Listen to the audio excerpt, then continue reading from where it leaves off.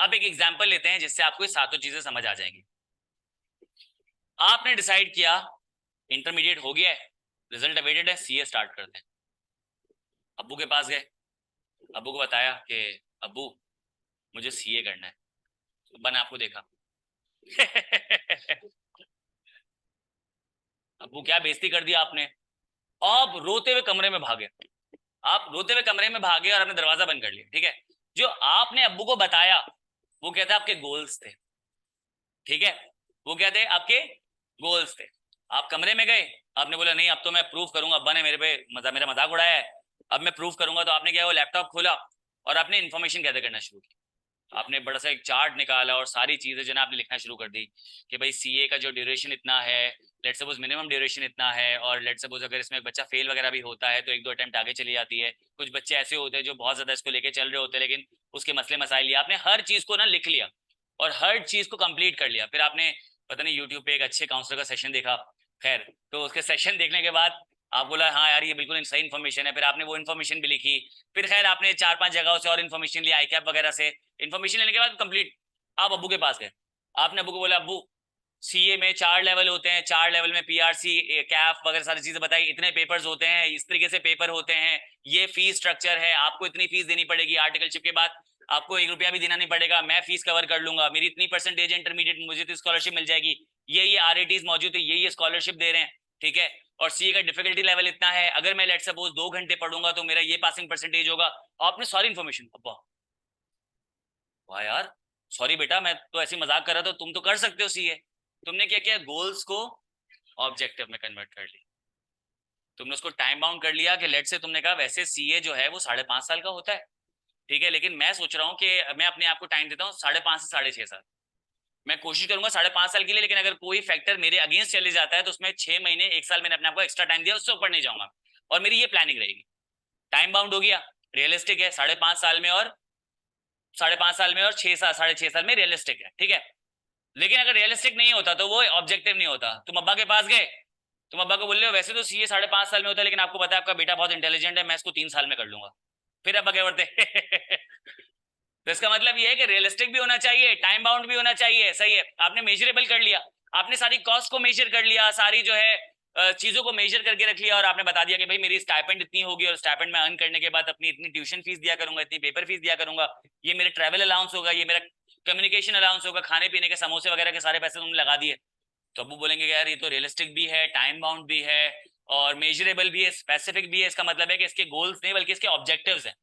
तो अब्बू बोलेगा जा बेटा जी ले अपनी जिंदगी। तो आपको सीए में एडमिशन के लिए इजाजत मिल जाएगी। तो गोल्स और ऑब्जेक्टिव्स की एग्जांपल समझ आ गई।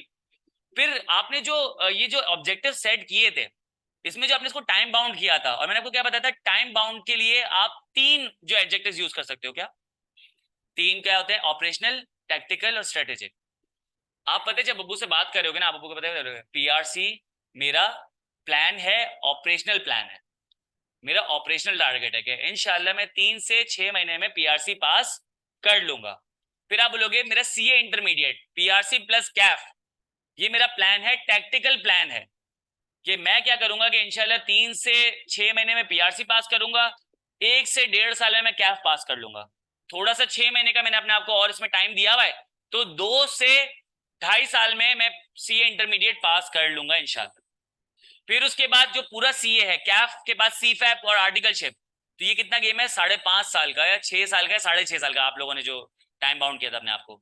तो ये क्या प्लानिंग होगी, ये होगी स्ट्रेटेजिक प्लानिंग, ऑपरेशनल, टैक्टिकल और स्ट्रेटेजिक। फिर इंशाल्लाह जैसे ही तुम पीआरसी पास कर लोगे फर्स्ट अटेम्प्ट में, इंशाल्लाह बोला करो इंशाल्लाह, ठीक है, पास कर लोगे, और तुम्हारा इंशाल्लाह देखो ग्रुप ए भी फर्स्ट अटेम्प्ट में पास हो जाएगा। तुम्हारा ग्रुप ए कितना रह जाएगा, तो ग्रुप बी कितना रह जाएगा, 6 महीने का। सही है, 4 पेपर है ना, 6 महीने का रह जाएगा।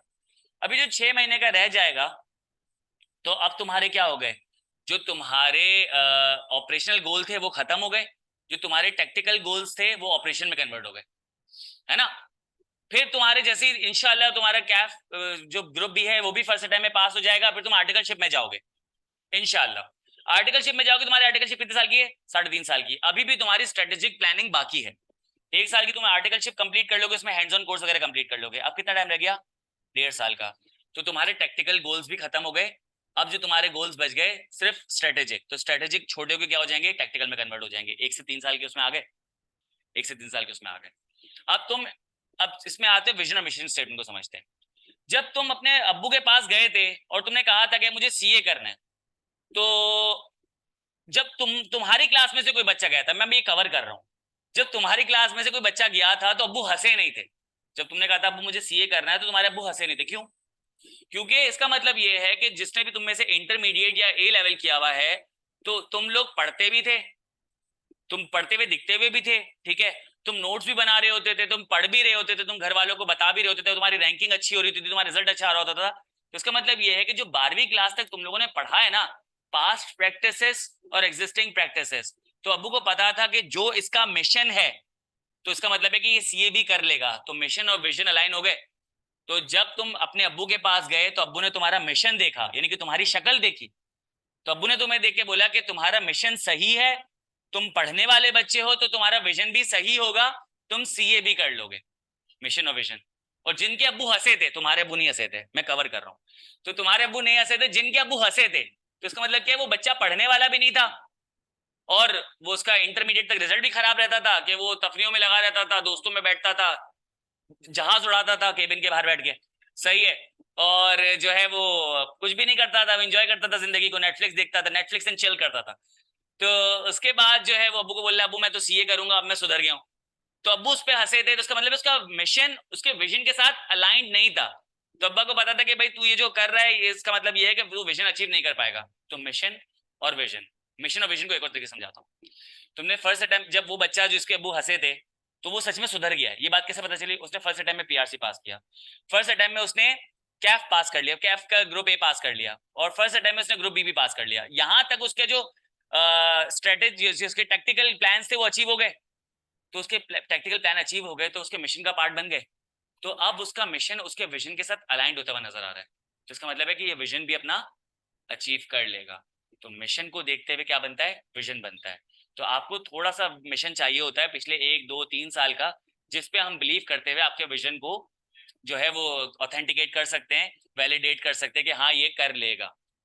तो एक छोटी सी एग्जाम्पल से आपको ये सातों चीज समझ आ गई।